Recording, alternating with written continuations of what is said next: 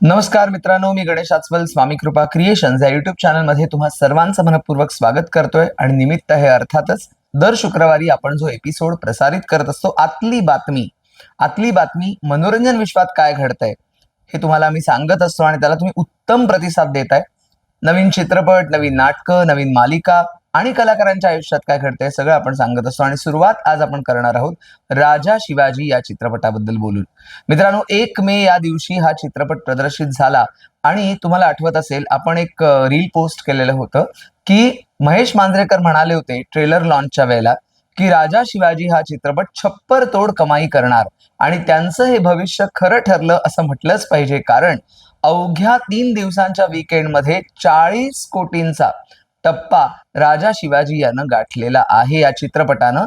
आणि एक्झॅक्ट जर सांगायचं झालं तर 3 दिवसातच 37 कोटीच्या वर कमाई बॉक्स ऑफिसवर या चित्रपटाची झाली आणि मुख्य म्हणजे प्रत्येक जण आज या चित्रपटाची चर्चा करतोय. आपण चित्रपटाची समीक्षा सुद्धा केलेली आहे, बघितली नसेल तर नक्की बघा. मित्रांनो, 9 रसांमधला महत्वाचा रस म्हणजे वीररस आणि राजा शिवाजी चित्रपट बघताना हा वीररस जागृत होतोच. आणखीन एक महत्वाची गोष्ट चित्रपटांच्या बाबतीत सांगायची झाली तर मर्दिनी या बहुचर्चित चित्रपटाचं पोस्टर आता प्रदर्शित करण्यात आलेलं आहे आणि मर्दिनी चित्रपटाचं दिग्दर्शन अजय मयेकर यांचं आहे आणि श्रेयस तळपदे सादर करीत आहे असं म्हणून मर्दिनी चित्रपटाचं पोस्टर आपल्याला दिसतं आणि निर्माते आहेत दीप्ती श्रेयस तळपदे. 2026 या वर्षी पूजा सावंत यांचे अनेक चित्रपट प्रदर्शित होत आहेत आणि सालबर्डीला यश मिळालेलं आहे. सखी ग साजणी नावाचा चित्रपट सुद्धा आलेला होता आणि पुन्हा एकदा पूजा सावंत 19 जून रोजी प्रदर्शित होणाऱ्या नव्या चित्रपटात झळकत आहेत. त्या चित्रपटाचं नाव काय माहितीये?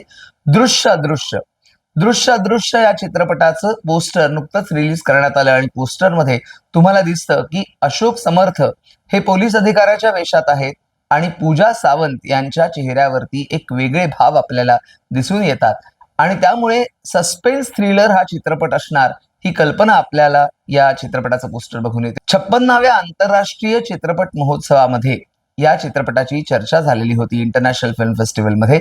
आता 19 जूनला हा चित्रपट प्रदर्शित होतोय. मराठी चित्रपटातलं पहिलं युनिव्हर्स अशी ज्या चित्रपटाची जाहिरात करण्यात येते तो चित्रपट म्हणजे घबाडकुंड.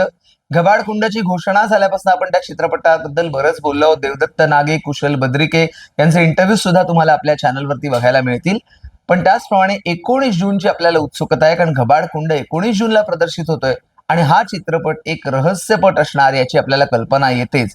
आता वेगवेगळ्या व्यक्तिरेखा ज्या चित्रपटातल्या आहेत ना त्या इंट्रोड्यूस केल्या जात आहेत, त्यामुळे उत्सुकता आणि उत्कंठा अजूनच वाढलेली आहे. अंकुश चौधरी हा आपल्या सर्वांचा लाडका अभिनेता आहे आणि तो नव्या चित्रपटातनं आपल्या समोर येणार आहे. त्याचा टीझर नुकताच प्रदर्शित झालाय. चित्रपटाचं नाव काय माहितीये? शत्रू. आणि शत्रूमध्ये अंकुश चौधरी या आपल्या लाडक्या अभिनेत्याचा एक वेगळाच लुक आपल्याला दिसतोय.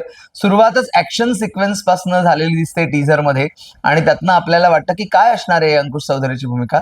तुर्तास आपल्याला प्रतीक्षा करावी लागेल.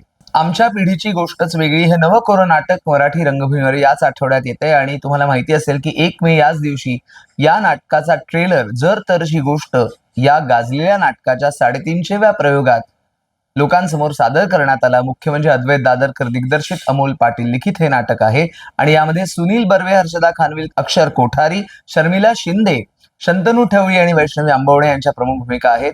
3 पिढ्यांवरती भाष्य करणार हे नाटक आहे आणि या नाटकाच्या तालमीला आम्ही गेलो होतो. त्याच्या संदर्भातले सुद्धा काही रील्स आम्ही पोस्ट केलेले ते सुद्धा बघण्यासाठी तुम्ही स्वामी कृपा क्रिएशनला सबस्क्राईब करा.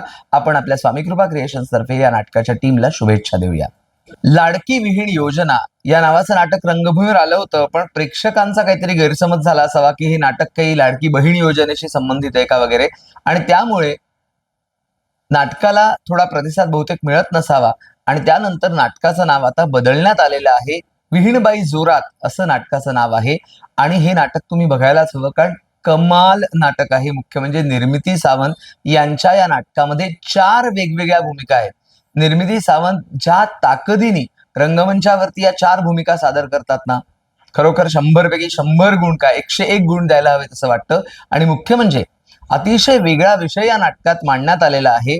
नवरात्र असतं घरामध्ये आणि नवरात्राच्या 5व्या माळेनंतर घरामधली जी प्रभावती नावाची स्त्री आहे ती बायजा या कुळमातेच्या रूपात येते आणि मग बायजा जे काही बोलते त्याप्रमाणे गावकरी त्या बायजाच्या दर्शनाला येतात, पाया पडायला येतात आणि हा सगळा प्रकार नेमका काय आहे याकडे सर्वांचं लक्ष लागून राहतं. मुख्य म्हणजे निर्मिती सावंत या ज्या योजना नावाची विहीण त्यांनी साकारलेली या नाटकामध्ये, आपली विहीण प्रभावती ही बायजा कशी काय झाली आणि या सगळ्या रहस्याची त्या उकल कशा पद्धतीने करतात यावरती भाष्य करणारे नाटक आहे. खूप वेगळा विषय अतिशय उत्तम पद्धतीने या नाटकात मांडण्यात आलेला आहे. आपण या नाटकाला प्रतिसाद द्यायला हवा.